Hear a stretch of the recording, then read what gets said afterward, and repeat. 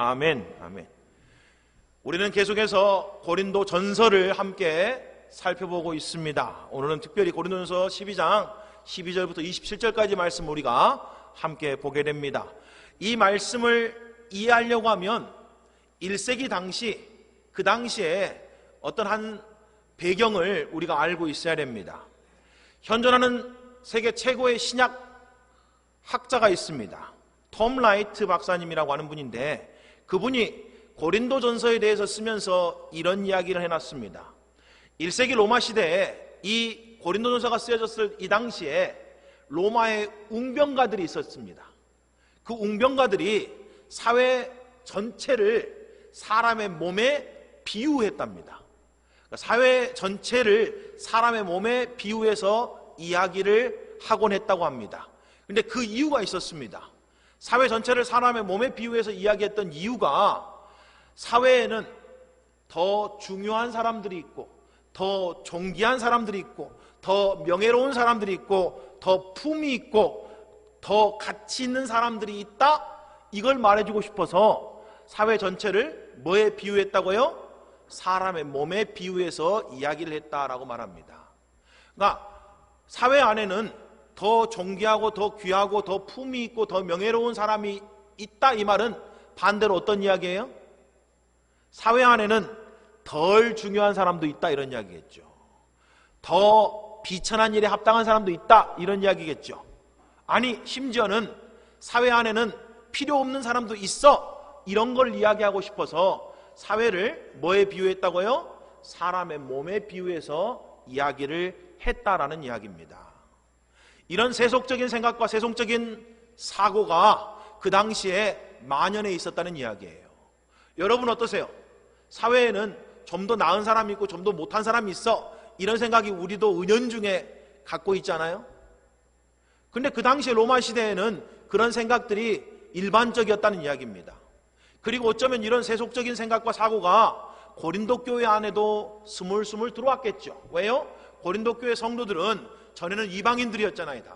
전에는 그들도 그런 사고 가운데, 그런 생각 가운데 살았던 사람이기 때문에 구원받았지만 여전히 아직도 옛 생각 가운데 그 옛 생각의 잔재가 그들에게 있었을 거다라고 하는 그런 이야기입니다. 우리가 이제까지 계속해서 고린도 교회에 대해서 살펴보고 있지만, 고린도 교회의 가장 큰 문제가 뭡니까? 그들 가운데 시기와 다툼이 있다는 이야기 아니에요. 그리고 우리가 지난주에 살펴봤듯이 여러 가지 이유 때문에 그들 가운데 시기와 다툼이 있었지만, 특별히 지난주에 우리가 뭐에 대해서 살펴봤어요? 은사에 대해서 살펴봤는데, 이들은 은사를 갖고도 시기와 다툼을 벌였다라는 걸 우리가 알 수 있다라는 이야기죠. 아마 이 고린도 교회 성도들은 이렇게 생각했을지 모르겠습니다. 은사도 여러 가지 종류가 있잖아. 그리고 은사도 높낮이가 있을 수 있잖아. 더 좋은 은사가 있고 별것 아닌 은사가 있는 건 아니겠어요? 더 귀하고 더 존귀한 은사를 가진 사람들은 그래서 더 귀하고 존귀한 성도가 되는 거고, 그렇지 못한 은사를 가진 사람들은 그렇지 못한 대우를 받는 게 어쩌면 당연한 건 아니겠어요? 라고 하면서 서로 이 은사를 비교하고, 서로 이 은사를 가지고 비난하고 또 정죄하고, 또 어떤 의미에서는 시기하고 질투하고 다툼을 벌였다라고 하는 그런 이야기입니다. 자, 그래서 고린도서 11장부터 14장까지는 은사에 대한 이야기를 우리가 12장부터 13장, 14장 이 세 장에 걸쳐서는 은사와 성령에 대한 이야기를 하고 있는데, 그 은사에 대한 이야기를 하고 있으면서 오늘 이 본문이 그 사이에 끼어있다, 이런 이야기예요. 은사를 하다가 뜬금없이 교회를 그리스도의 몸에 비유하면서 설명을 하고 있다라고 하는 그런 이야기입니다. 우리가 지난주에 봤듯이 은사는 하나님이 모든 그리스도인들에게 값없이 주신 선물이다라고 우리가 살펴봤습니다. 성령의 은사는 우리가 복음을 듣고 믿고 구원받았을 때 각 사람에게 주시는 하나님의 선물입니다. 한 사람도 예외가 없이 구원받은 모든 성도들은 그러면 뭐를 받았을까요? 은사를 받았죠. 그리고 이 은사는 우리가 원하는 대로 받는 게 아니고, 우리가 선택해서 받는 게 아니고, 성경은 뭐라고 말해요? 하나님의 뜻대로, 다른 말로 말하면 성령이 그의 뜻대로 각 사람에게 주셨다라고 말합니다. 성령께서 은사를 모든 사람에게 주셨으니까 주신 분이 이 은사를 높낮이가 있게 더 좋은 게 있고 더 나쁜 게 있고 이런 식으로 우리에게 주셨겠어요? 그렇지 않았을 거 아닙니까? 모든 은사는 다 하나님으로부터 온 선물이기 때문에 그 은사 자체는 높낮이가 없는 거죠. 고하가 없는 거예요. 그리고 모든 은사가 사실은 다 귀하고 존귀한 것이다 라는 이야기입니다.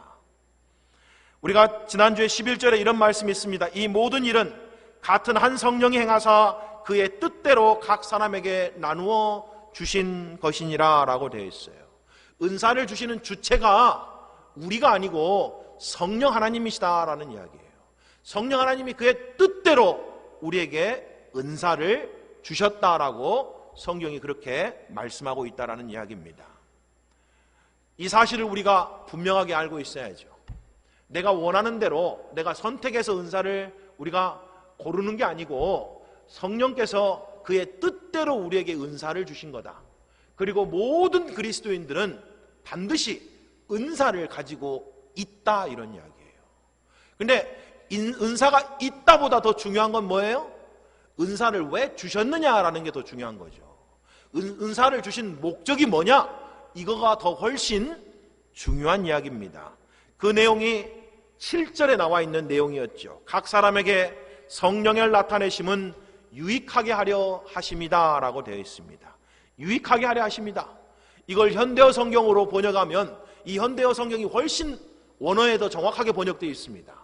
이 현대어 성경은 이렇게 되어 있죠. 성령께서는 교회 전체의 유익을 위해서 우리 각 사람을 통하여 전능하신 하나님의 능력을 나타내 주십니다 라고 되어 있습니다.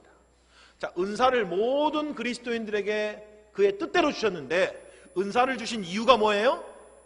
자기의 유익과 자기의 만족을 위해서 주신 건가요? 아니요. 은사를 주셔서 너무 감사해요. 나에게 지혜를 주셔서 성경을 말씀을 읽을 때마다 내가 다 잘 깨닫게 하셔서 너무너무 감사해요. 우리 그렇게 감사를 할 수는 있습니다만은 그것 자체가 목적은 아닌 거죠. 나에게 지혜의 은사를 주셔서 하나님 말씀을 듣고 깨달을 수 있는 그런 능력을 주신 건 감사한 일이지만 그 자체로만 감사하고 끝나서는 안 된다는 이야기죠. 그렇게 하나님이 내게 성경 말씀을 듣고 깨닫게 하시는 은혜를 주셨다면 그걸 통해서 뭐 해야 된다는 이야기예요? 교회 전체의 유익을 위해서 사용해야 된다는 이야기인 거죠. 하나님이 만약 내게 믿음을 주셨다. 여러분 성경은 믿음도 은사라고 말합니다. 내가 어떤 거에 대한 믿음을 갖게 하시는 것도 하나님의 은혜다라고 말해요. 그리고 하나님이 내게 믿음을 주셨으면 그 믿음을 내가 혼자 그 믿음을 갖고 있다는 자체로 만족하고 좋아할 게 아니고 그 믿음을 통해서 어떻게 해요? 다른 사람에게 유익을 끼쳐야 된다는 이야기예요. 내가 믿음이 있으면 내 주변에 있는 사람들에게 유익을 끼쳐야 되죠. 내가 믿음이 있다고 말하면 내 가정 안에서 그렇죠. 우리 가족을 더 든든히 세우는데 내 믿음을 사용해야 되는 거죠. 내가 믿음이 있다 그러면 우리 목장 안에서 내 믿음을 통해서 우리 목장을 더 견고하게 세워가는데 사용해야 된다는 이야기입니다. 그게 내가 믿음을 갖고 있다라고 하는 하나님이 내게 믿음을 주신 진정한 목적이고 이유다 이런 이야기예요. 만약에 하나님이 우리에게 성령의 은사를 주셨다 그러면 그게 단순히 내 유익과 내 만족을 위해서 쓰는 게 아니고 그걸 통해서 뭘 해야 된다고요? 교회 전체에 유익을 끼쳐야 된다는 이야기예요. 그게 우리가 은사를 가졌다보다 훨씬 더 중요한 진리다 이런 이야기입니다. 그럼에도 불구하고 고린도 교회 안에서는 은사를 제대로 사용하지를 못했습니다. 서로 비교하고 서로 무시하고 서로 다투는 일이 일어났다라는 이야기인 거죠. 은사로 인해 교회 안에서 더 중요한 사람이 있고 반대로 덜 중요한 사람이 있다라고 주장하면서 싸웠다는 이야기죠. 그래서 서로 자기들이 더 성숙하고 지혜롭고 자기들이 더 옳다라고 여기는 그런 풍조가 고린도 교회 안에 가득했다는 이야기입니다. 그리고 어쩌면 특별히 그게 뭐하고 관련돼 있었다고요? 은사하고 관련돼 있었다는 이야기예요. 우리가 지난주에도 봤지만 고린도 교회는 하나님의 은혜 때문에 모든 은사에 부족함이 없는 교회였잖아요. 모든 성도들이 사실은 은사를 충만하게 받았다는 이야기입니다. 근데 그게 도리어 그들에게 뭐가 됐어요? 독이 됐어요. 없느니만 못하게 됐다는 이야기예요. 여러분, 없으면 겸손하기라도 하잖아요. 그렇죠? 그래서 하나님 앞에 낮아지고 정말 하나님 앞에 더 은혜를 구하고 능력을 구할 수는 있잖아요. 근데 은사가 넘치니까 도리어 그들이 뭐 했다는 이야기예요? 교만하고 다른 사람의 위에 있고자 하는 마음을 가졌다는 이야기입니다. 그래서 도리어 성숙하지 못하고 아이 같은 신앙이 됐다는 이야기예요. 여러분, 우리가 하나님이 주신 은혜를 잘 관리해야 됩니다. 하나님이 주신 축복을 잘 관리해야 된다는 이야기예요. 그런 면에서는, 어떤 의미에서는 우리가 은혜를 구하고 축복을 구할 때가 훨씬 나을 수가 있는 거죠. 이해가 되십니까? 은혜를 구하고 축복을 구할 때는 적어도 우리가 겸손하잖아요. 적어도 하나님 앞에 겸비하잖아요. 적어도 하나님 앞에 간절한 마음이 있잖아요. 근데 희한하게 사람들이 은혜를 받고 축복을 받고 난 뒤로는 그 마음이 싹 바뀐다는 게 너무너무 큰 문제죠. 그럴 바에는 어쩌면 여전히 그 은혜를 구하고 축복을 구하고 있는 그때가 더 복된 삶인지 모른다는 이야기입니다. 아니, 반대로 여러분들이 계속해서 은혜와 축복을 받고 싶잖아요. 그러면 항상 어떤 마음을 가져야 되는지 아시겠죠?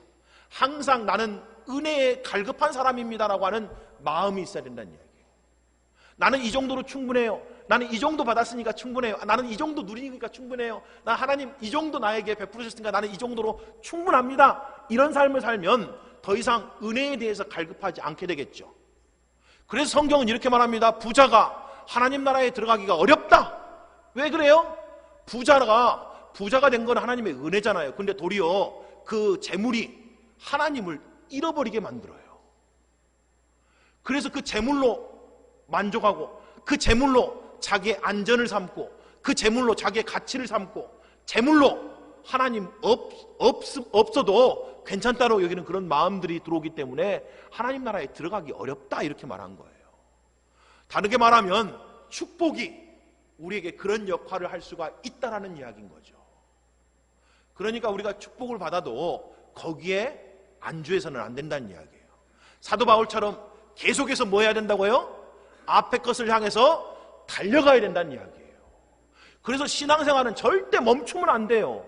나 이 정도면 괜찮아, 나 이 정도면 이제 만족해, 이런 게 없어야 된다는 이야기. 이거 감사하는 것하고 틀린 거예요. 우리가 주어진 모든 것에 감사하는 것과 지금 제가 말씀하고 있는 이 신앙의 경주하고는 다른 이야기입니다. 우리가 하나님이 주신 그것들에 대해서 감사해야 되죠. 하지만 여전히 끊임없이 내 삶에서 그리스도를 담고자 하는 이 마음은 절대로 어떻게 해요? 안주하거나 뒤로 후퇴서는 안 된다, 이런 이야기예요. 아니, 솔직히 우리 중에 어떤 사람이 예수님 오시기 전까지 예수님과 같이 온전히 똑같아질 수 있는 사람이 어디 있습니까? 그러니까 내가 예수님을 닮겠다라고 하는 이 마음에서는 우리가 끊임없이 뭐 해야 된다고요? 은혜를 사모해야 된다는 이런 이야기예요. 자, 그럼에도 불구하고 고린도 교회 성도들은 제가 지난주에도 말씀드렸던 것처럼 은사와 성숙과 혼돈했습니다. 은사가 있는 걸 마치 내가 성숙한 걸로 착각했다는 이야기예요. 여러분, 은사는 하나님의 선물이라고 말씀해 줬잖아요. 은사는 우리의 성품하고 우리의 인격하고 우리의 영성하고 아무 상관없이 하나님이 우리가 구원받았을 때 거저주신 하나님의 선물이에요. 그래서 아무리 대단한 은사를 갖고 있어도 그 자체가 그 사람이 성숙하다라고 하는 증거가 아니다, 이런 이야기예요. 그런 여러분, 아무리 믿음이 대단하다고 그래도 그 자체가 성숙하다는 의미가 기다 아니다? 아니다고요. 아무리 지식의 은사를 받아서 성경의 말씀을 꿰고 있어도 그 자체가 그 사람이 성숙하고 영적이다라는 증거가 아니다? 아니다, 이런 이야기예요. 근데 희한하게 현대 교회 안에는 우리가 이런 거가 성숙의 척도인 것처럼, 영성의 척도 있는 것처럼 이상하게 되어 있어요. 그렇죠? 왜 그래요? 세상에 엘리트주의가 있기 때문에 그래요. 똑똑한 사람들 있잖아요. 잘난 사람들에 대해서 우리도 모르게 고개가 싹 숙여진다고요. 그런 사상과 생각이 교회 안에도 슬금슬금 들어와 있다는 이야기예요. 그래서 은사는 영성이나 성숙하고 아무 상관이 없는데도 불구하고 우리도 모르게 대단한 은사를 갖고 있으면 그 사람이 마치 대단한 영성의 사람, 성숙한 사람인 것처럼 착각하게 만든다는 이야기예요. 여러분, 성숙과 영성은 뭘로 나타나요? 예수님 닮은 걸로 나타나요. 인격으로 나타난다고, 인격으로요. 성경이 누누이 이야기하고 있는 내용이 그런 내용이잖아요. 우리가 아무리 대단한 지식과 지혜와 믿음과 또 권능의 은사를 갖고 있어도 그거는 그냥 하나님의 선물일 뿐인 거지 그 사람의 영성을 나타내지는 않는다, 이런 이야기예요. 그 사람의 영성은 뭘로 드러나요? 온유함과 겸손함과 사랑스러움과 순종함으로 드러난다는 이야기예요. 우리가 그것을 분명하게 알고 은사에 대해서 접근할 필요가 있다, 이런 이야기예요. 그리고 절대 이 은사와 영성을 절대 헷갈려 하지 마시고 분별할 줄 아는 지혜가 우리 모두에게 있기를 주님의 이름으로 축복합니다. 고린도 교회는 은사 때문에 더 중요한 성도가 있고 덜 중요한 성도가 있습니다 하고 서로 잘난 체하고 막 싸웠다는 이야기예요. 이게 어떤 의미에서는 1세기 로마의 웅병가들이 했던 그런 내용하고 똑같은 내용이죠. 세상 사람들이 했던 이야기가 그대로 교회 안에 들어와서 교회 안에도 뭐 달란 사람 있고 더 가치 있는 사람 있고 더 중요한 사람 있고 덜한 사람 있고 더 못난 사람 있고 더 아예 필요 없는 사람 있고 막 그러지 않겠어요? 이런 생각이 우리도 모르게 싹 들어와 있다는 이야기예요. 그래서 솔직히 현대교회 안에도 그런 생각을 하고 있는 사람들이 의외로 많습니다, 교회 안에. 근데 오늘 본문은 그렇다라고 말하지 않아요. 그건 틀린 겁니다. 절대 교회는 그럴 수가 없어요 라고 지금 오늘 본문이 그렇게 이야기하고 있다, 이런 이야기입니다. 그래서 오늘 본문이 우리에게도 굉장히 중요한 본문이에요.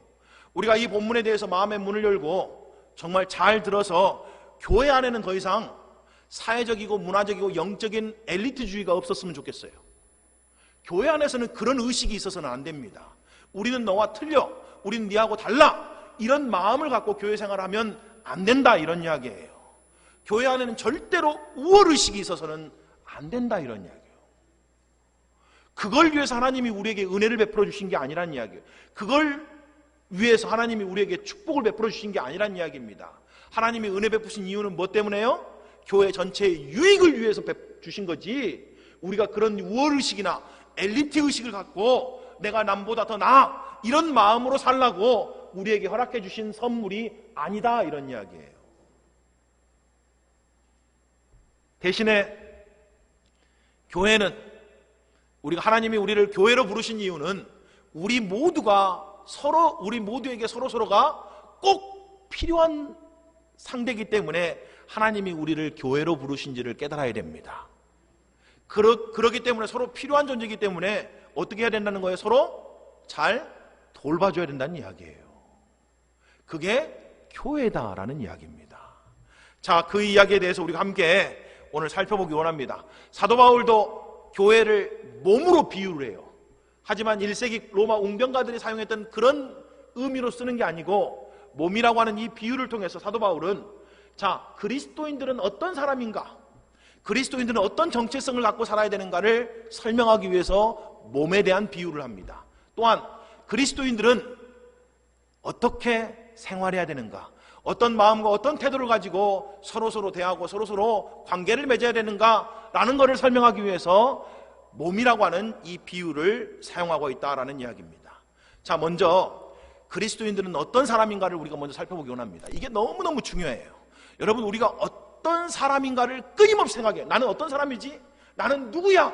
이거를 분명하게 알아야지만이 그 다음에 뭐가 나와요? 행동이 나와요. 사람들은 반드시 자기가 누구냐에 따라서 행동을 하게 되어 있습니다. 내가 어떤 사람인지 라는 걸 우리가 분명하게 인식하면 인식할수록 우리가 바른 행동과 바른 태도 가운데 살아갈 수가 있다, 이런 이야기예요. 그래서 나는 누군가, 이거를 항상 우리가 분명하게 붙잡을 줄 알아야 돼요. 여러분은 누굽니까? 40대에 있는 여러분들은 대체 누구라고 여러분을 규정하고 계세요? 50대에 계신 여러분은 여러분을 누구라고 규정하고 계십니까? 아니 60대, 70대에 계신 여러분은 여러분 자신을 누구다라고 말하고 있는 거예요. 나는 누굽니까? 나는 단순히 직장인입니까? 나는 단순히 한 남편입니까? 나는 단순히 한 아내인 거예요? 나는 단순히 한 누구냐 이거예요. 만약에 내가 그걸로만 규정된다면 어쩌면 우리는 그 안에 갇혀서 그런 삶 가운데 괴로워하는 삶을 살다가 끝날지도 모르겠어요. 근데 성경은 그리스도인이 누군가라는 것을 분명하게 설명해 주고 있습니다. 우리가 누군가라는 것을 세상의 생각이나 세상의 철학을 통해서 우리를 규정해서는 안 된다는 이야기예요. 내가 누군가라는 것도 그리스도인들은 하나님의 말씀을 통해서 규정해야 된다는 이야기예요. 그리고 다른 어떤 세상의 소리보다도 하나님의 음성을 붙들고 나는 하나님이 말씀하신 바대로 그런 사람입니다 라고 주장하며 살아가야 된다는 이야기입니다. 이게 진짜 중요한 거예요. 그렇지 않으면 우리가 세상 가운데요 정말 낙심할 때가 있고 정말 부끄러울 때가 있고 어떨 때는 우울할 때가 있고 어쩔 때는 정말 삶을 살아가기가 어려울 때가 있어요. 나는 이것밖에 안 돼? 나는 이거 하려고 살았나? 이런 생각을 갖게 되면 이게 얼마나 슬픈 생각입니까? 나는 고작 이거 살려고 여기까지 살아왔나? 이렇게 한번 생각해 보시면 정말 암담하지 않아요? 정말 불쌍하지 않아요? 내 자신이? 근데 성경은 우리를 특별하게 너는 이런 존재야 라고 말씀해 주시는 내용이 있다는 이야기예요. 그리고 우리는 그 하나님의 음성을 붙들어야 된다는 이야기입니다. 그럴 때 세상이 말하는 그 자존감이 높아진다는 이야기예요. 내가 나를 보는 게 아니고 세상이 나를 보는 시각에 내가 흔들리는 게 아니고 성경이 특별히 하나님이 나를 누구냐라고 말씀해 주신 그거를 붙들었을 때 우리 마음이 담대해지고 우리 마음이 정말 당당해지고 그래서 당당하고 담대하니까 사실은 섬기고 겸손해질 수 있는 거죠. 그렇잖아요? 여러분 우리 마음에 당당하거나 담대함이 없으면 그런데 겸손한다? 그건 사실은 비굴한 거예요. 그렇잖아요? 어쩌면 그런 것은 이익을 쫓아서 자기를 굽신거리는 것이지 진정한 겸손이라고 말할 수는 없는 거죠.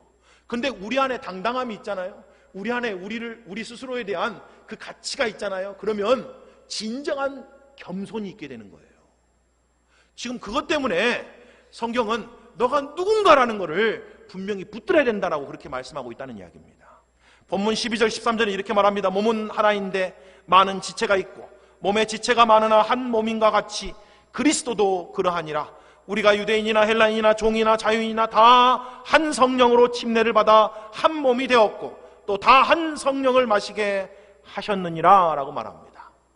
놀라운 거는요 마치 교회가 깔때기 같아요. 그 깔때기 위에 뭐가 막 쌓여있든 상관없이 그 깔때기 밑으로 쭉 통과해서 딱 나오면 모두가 다 같아지는 거예요. 여러분 한번 생각해 보십시오. 유대인, 헬라인, 종과 자유인. 여러분 로마 시대에 종으로 산다? 어떤 마음일까요? 여러분 한번 곰곰이 생각해 보세요. 우리 조선 시대에 내가 하인이나 종으로 산다. 여러분 어떤 마음일 것 같아요? 꿈도 못 펼치고 그렇죠? 내가 아무리 재주가 있고 뛰어난 능력이 있어도 그 신분 때문에 내가 할 수 있는 게 한계가 있습니다. 여러분 한번 곰곰이 생각해 보시라고요. 유대인으로 산다 그 당시에 헬라인으로 산다? 어떤 의미겠냐 이런 이야기예요. 그럼에도 불구하고 이들이 복음 안에서 교회 안에 들어왔을 때 다 뭐가요? 한 몸이 된다는 거예요. 이게 교회의 능력입니다. 세상에서 어떤 사람이든 상관없이 복음을 통해서 교회 안에 들어오면 우리는 다 같이 뭐가 된다고요?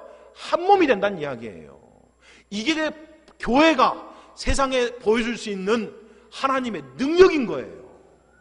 근데 교회가 세상하고 똑같이 유대인과 헬라인을 구별하고 종과 자유인을 구별하고 그렇죠. 돈 많은 사람과 돈 없는 사람을 구별하고 지혜 있는 사람과 지혜 없는 사람을 구별하고 있다면 그거는 세상과 똑같은 거잖아요. 근데 교회는 그렇지 않다는 거예요. 교회는 어떤 사람이 들어왔든지 우리 모두가 다 어떻게 된다고요? 한 몸이 된다는 이야기예요. 한 몸이요.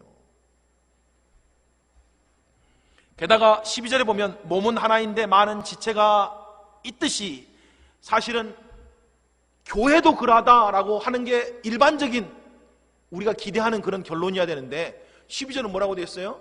교회가 그러하다 그렇지 않고 그리스도가 그러하다 이렇게 되어 있어요. 그리스도가.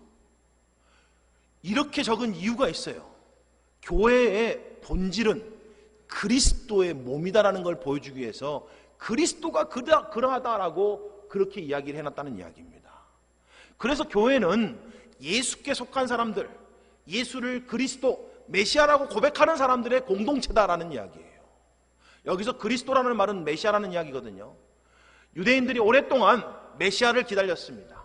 그리고 성경은 메시아를 통해서 새로운 하나님의 백성들, 새로운 인류를 창조하시겠다고 말씀하셨어요. 그리고 진짜 예수가 이 땅에 오시고 죽으시고 부활하시고 승천하신 후에 성령을 보내주심으로 말미암아 새로운 하나님의 백성들이 이 땅에 탄생하기 시작합니다. 그게 뭐예요? 그게 교회다라는 이야기예요. 하나님의 백성들이 모인 곳, 그게 교회다라는 이야기입니다. 그걸 나타내주기 위해서 그리스도도 그러하다라고 말씀하셨다는 이야기죠. 자, 교회는 한 성령으로 침례를 받아 한 몸이 된 사람들이 모이는 곳이다 라고 말합니다. 성령으로 침례를 받아 한 몸이 되었다 이렇게 말해요. 여기서 성령으로 침례를 받았다는 말이 성령 침례를 가리킵니다. 성령 침례는 구원받고 일정 기간이 지난 후에 어떤 시간에 받는 게 아니고, 성령 침례는 우리가 구원받았을 그때 그 즉시 받는 게 성령 침례예요. 만약 우리가 구원받은 그 즉시 성령 침례를 받지 않으면 이 말씀이 의미하고 있는 것처럼 그 즉시 그리스도의 몸의 한 지체가 안 된다는 이야기인 거잖아요.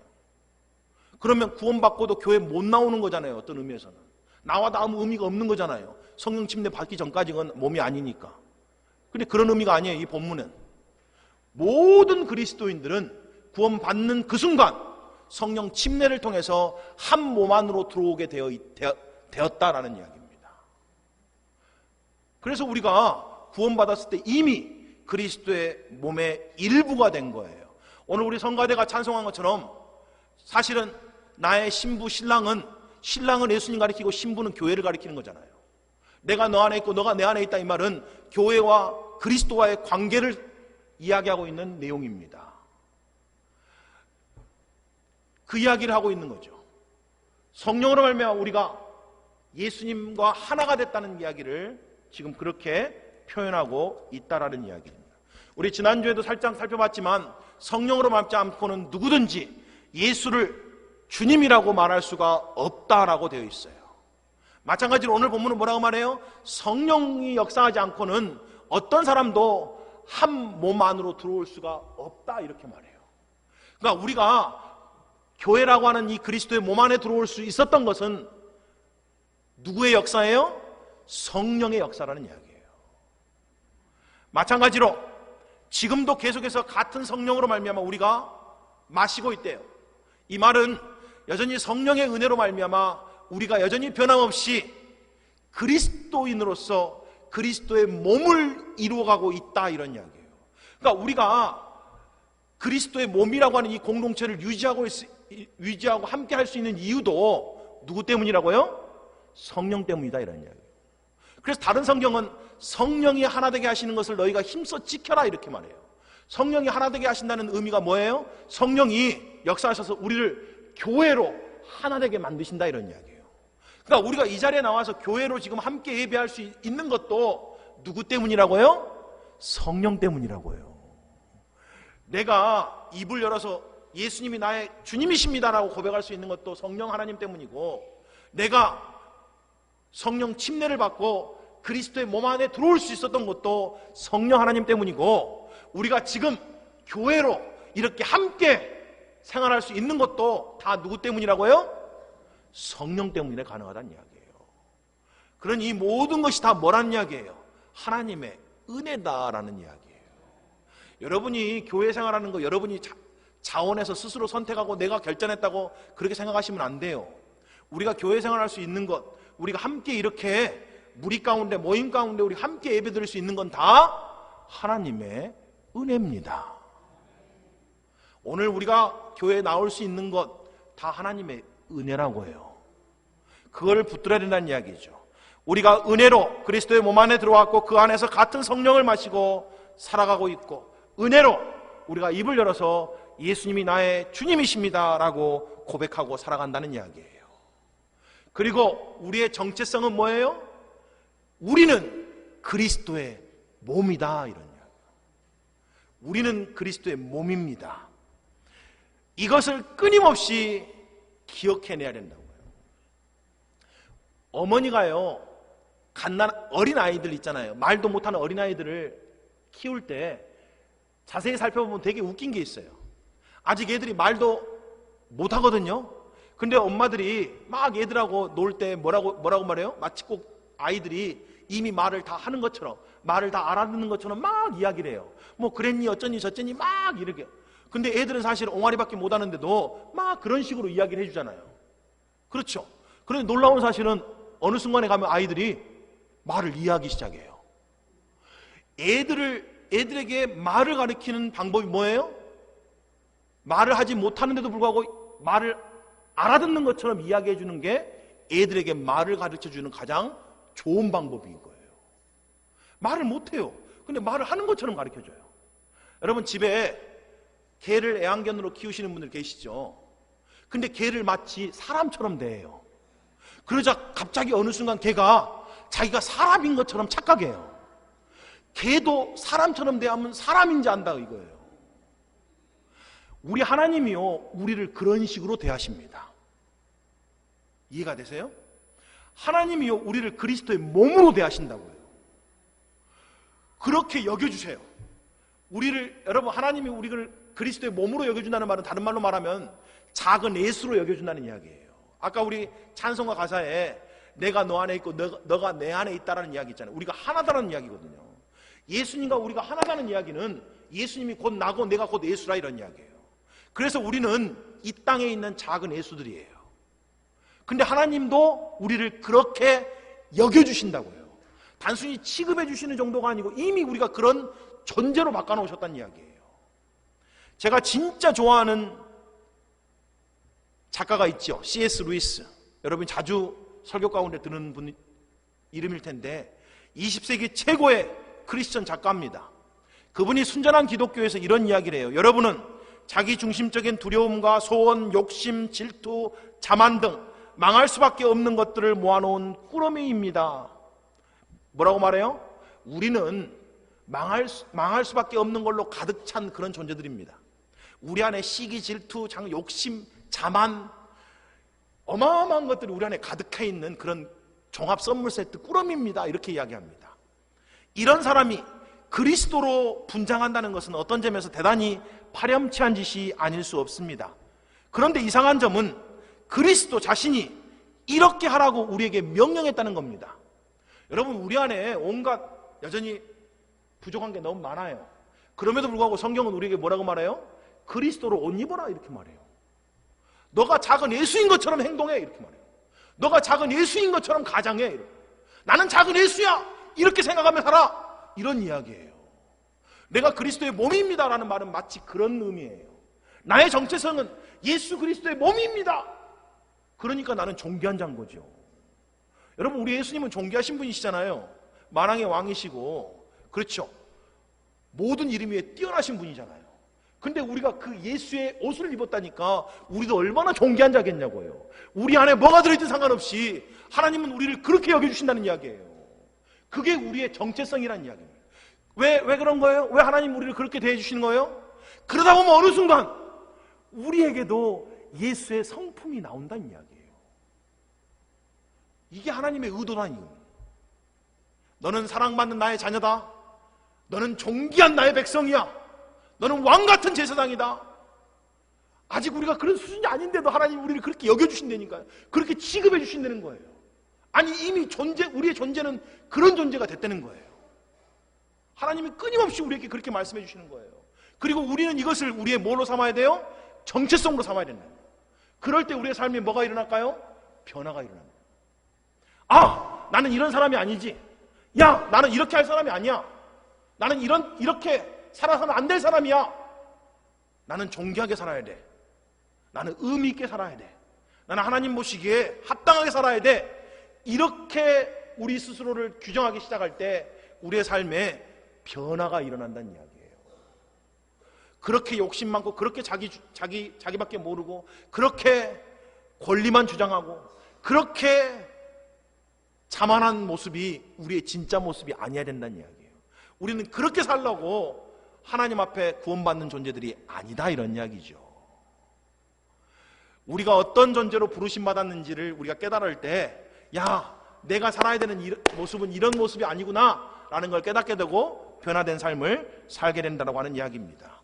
자, 그러면 이렇게 변화된 그리스도인들은 이제 교회 안에서 어떤 생활을 해야 됩니까? 어떤 마음과 어떤 태도를 갖고 살아야 돼요?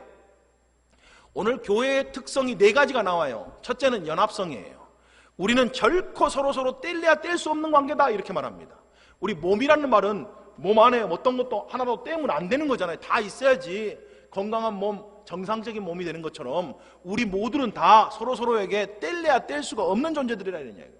14절부터 16절까지 쉬운 성경은 이렇게 말합니다. 몸은 하나의 지체가 아니라 많은 지체들로 이루어져 있습니다. 발이 나는 손이 아니므로 몸의 일부가 아니다라고 말한다고 해서 발이 몸의 일부분이 아니라고 하겠습니까? 귀가 나는 눈이 아니므로 몸의 일부가 아니다라고 말한다고 해서 몸의 일부분이 아니라고 하겠습니까? 대답은 뭐예요? 할 수 없다. 할 수 없다. 그래서 우리는 서로서로 뗄래야 뗄 수가 없는 관계라고요. 그걸 우리가 알아야 된다는 이야기입니다. 물론 우리 몸이 다 마음에 들기야 하겠어요? 여러분, 사람들이 대부분 자기 몸에 대한 콤플렉스가 있대요. 한두 군데는 다. 근데 조사를 해보니까 자기 몸에 대한 콤플렉스가 제일 많은 집단이 어떤 집단인지 아세요? 연예인들이래요. 희한하죠. 아니, 연예인들은 다른 사람들보다 훨씬 더 이목구비가 또렷하고 더 오밀조밀 더 분명하게 잘 붙어있는 사람들인데 희한하게 그런 사람들이 제일 자기 몸에 대해서 콤플렉스가 많다는 거예요. 그러니까 우리들은 뭐 말해야 뭐 하겠어요. 그렇죠? 그런데도 우리가 살아갈 수 있는 이유는 뭐예요? 그냥 그런지 알고 인정하고 사니까 살아가는 거잖아요. 마찬가지로 교회도 그렇다네요. 여러분, 교회가 몸인데 모든 지체가 다 마음에 들겠냐고요. 어떤 지체는 참 콤플렉스다 나의 이럴 수 있는 거잖아요. 그럼에도 불구하고 우리가 어떻게 해요? 뗄래야 뗄 수 없는 존재들이라고요. 어떻게 해야 된다고요? 서로 인정하고 받아들이라는 이야기예요. 그 이야기를 하고 있는 겁니다.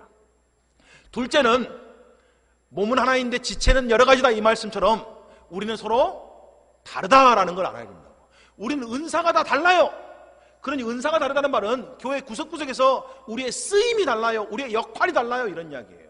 모든 사람이 다 똑같은 일을 할 수는 없다 이런 이야기예요. 우리가 그것을 이해하고 서로서로를 받아야 된다. 아니, 왜 저 사람은 나와 똑같잖아? 왜 저 사람이 내가 하는 걸 안 해? 이렇게 말해서는 안 된다는 이야기예요. 우리는 서로 관심 분야도 다르고 서로 하나님이 우리 마음에 주시는 감동도 다르다 이런 이야기예요. 어떤 사람들은 아이들에 대해서 부담을 갖고 있지만 어떤 사람들은 아이들에 대해서는 부담이 없어요. 대신 뭐 청년들에게 부담이 있을 수 있는 거고, 그렇죠? 아니면 다른 사역에 대한 부담이 있을 수 있는 거고. 우리에게는 서로 다른 하나님의 은사를 주셨기 때문에 보는, 교회 안에서도 보는 시각도 다르고 관심도 다르다 이런 이야기. 우리가 그것을 인정할 줄 알아야 된다는 이야기죠. 17절에서 19절은 이렇게 말합니다. 만일 온몸이 눈이면 듣는 곳은 어디며 온몸이 듣는 곳이면 냄새 맡는 곳은 어디냐? 만일 다 한 지체면 몸이 어디냐? 다 다르다는 거 우리가 여러 번 이야기를 했으니까 우리가 더 이상 이 문제 가지고 왈가불가 안 했으면 좋겠습니다. 게다가 은사에 있어서는 절대 한 은사만 온 교회가 다 가져갈 수는 없다. 29절, 30절 우리가 지난주에도 읽었지만 한 번 더 살펴보기 원해요. 다 사도이겠느냐? 다 선지자겠느냐? 다 교사이겠느냐? 다 능력을 행하는 자겠느냐? 다 병 고치는 은사를 가진 자겠느냐? 다 방언을 말하는 자겠느냐? 다 통역하는 자이겠느냐? 정답은 뭐예요? 아니다. 이런 거 없다고 너무 신경 쓰지 마시라고요. 다 똑같은 사람이겠냐고요. 어떤 사람은 하고 어떤 사람은 안 해도 되는 거죠. 우리 모두가 다 해야 되는 건 아니잖아요. 그렇죠? 그럴 수도 없는 거잖아요. 어떻게 모두가 다 하냐고요. 그건 성경적인 가르침이 아니다 이런 이야기예요. 우리는 다양성을 인정할 줄 아는 그런 마음이 있어야 된다. 교회 생활 가운데. 세 번째는요. 서로가 필요하다는 걸 알아야 된다. 우리는 서로가 너무너무 필요한 존재들이에요. 이런 거를 깨달아야 된다는 이야기죠. 21절부터 이렇게 되어 있습니다. 눈이 손들어 내가 너를 쓸 데가 없다 하거나 또는 머리가 발들어 내가 너를 쓸 데가 없다 하지 못하리라. 그뿐만 아니라 더 약하게 보이는 몸의 지체가 도리어 요긴하고 우리가 몸에 덜 귀히 여기는 그것들을 더욱 귀한 것들로 입혀주며 우리의 아름답지 못한 지체는 더욱 아름다운 것을 얻느니라. 그런즉 우리의 아름다운 지체는 그럴 필요가 없느니라. 오직 하나님이 몸을 고르게 하여 부족한 지체에게 귀중함을 더하셨다. 여러분, 하나님이 은사를 주셨는데 몸을 고르게 주셨다는 거예요. 그리고 사람 눈에는 좀 부족하게 보이고 좀 부끄럽게 보이는 부분이 있을 수는 있지만 사실 실상은 하나님이 그런 부족한 부분들을 훨씬 더 아름답고 존귀하게 만들었다는 이야기예요. 여러분 수영장 가면 반드시 가려야 될 곳이 있어요. 그렇죠? 목욕탕 말고요. 목욕탕 말고 수영장 가시면 반드시 가려야 될 곳은 가려야 돼요. 그러면 그 가려야 될 곳을 우리가 가리는데 그게 부끄러워서 가리는 거예요? 이런 건 정말 없어야 되는 건데 내가 있어서 가린다 이런 의미로 가리는 거예요? 아니요. 너무 귀하고 중요하기 때문에 아무나 함부로 봐서는 안 되기 때문에 가리는 거예요. 이해가 되시죠? 우리 안에서 부족하게 보이고 연약하게 보이고 사실은 사람 눈에는 하찮게 보이는데 어떤 의미에서는 그것들이 하나님 편에서는 더 아름답고 더 존귀한 것들이라고요. 그렇게 안 보이는 것은 어떤 의미에서는 훨씬 더 귀하고 가치 있기 때문에 하나님이 그렇게 삼으셨다는 이야기예요. 그래서 여러분 교회 안에서 여러분이 빛도 없이 이름도 없이 섬기는 것을 귀하게 여겨야 됩니다. 하나님 편에서는 그게 더 훨씬 더 아름답고 존귀한 거예요. 드러나는 것은 이미 아름다움을 얻었잖아요. 드러나는 것은 이미 사실은 상급을 받을 게 없어요. 근데 감춰져 있는 것은 하나님 앞에 상급을 얻는 겁니다. 지금 그 이야기를 하고 있는 거예요. 그래서 교회는 하나님이 모든 은혜를 골고루 주셨다 이렇게 말합니다. 그리고 그 은사는 하나도 버릴 게 없다 이런 이야기. 그러니 교회 안에는 사회적, 문화적, 영적인 엘리트주의, 우월주의가 있어서는 안 된다 이런 이야기죠. 어떤 은사든 그 은사 자체가 귀하고 존귀한 것이다 이런 이야기입니다. 네 번째는 교회는 어떤 공동체예요? 하나의 운명 공동체예요. 특별히 오늘 본문은 뭐라고 말해요? 고통도 함께 나누는 공동체고 기쁨도 함께 나누는 공동체가 교회다라고 말합니다. 26절은 이렇게 되어 있어요. 만일 한 지체가 고통을 받으면 모든 지체가 함께 고통을 받고 한 지체가 영광을 얻으면 모든 지체가 함께 즐거워하느니라. 당연하죠. 여러분 손톱 사이에 가시가 끼면 얼마나 아파요. 그렇죠? 에이 손톱 사이에 가시 낀 건 뭐 아무것도 아니네. 대수롭게 여기지 않을 사람이 어디 있어요? 여러분 발에 요만한 작은 유리 조각이 박혔다고 생각해 보세요. 그래 발 네 혼자는 아파라? 난 안 아플 거야? 이렇게 말할 수 있는 지체가 있나요? 그럴 수는 없어요. 그래서 우리가 고통을 함께 나누는 게 교회입니다. 근데 교회가 고통을 함께 나누는 것은 정말 잘해요. 아니 대부분 사회 속에서도 우리가 슬픔이나 고통을 함께 나누는 것은 진짜 잘합니다. 근데 우리가 진짜 못하는 게 뭘까요? 한 지체가 영광을 얻을 때 함께 즐거워지는 걸 잘 못해요. 고통 나누는 건 잘한다고요. 근데 한 지체가 영광을 받을 때 함께 즐거워하는 것은 우리가 어떻게 해요? 훈련해야 되는 거예요. 어떻게 훈련해야 될까요? 우리의 라이벌, 우리의 경쟁 상대들, 특별히 성경은 뭐라고 말해요? 원수를 위해서 뭐하래요? 기도하고 축복하래요.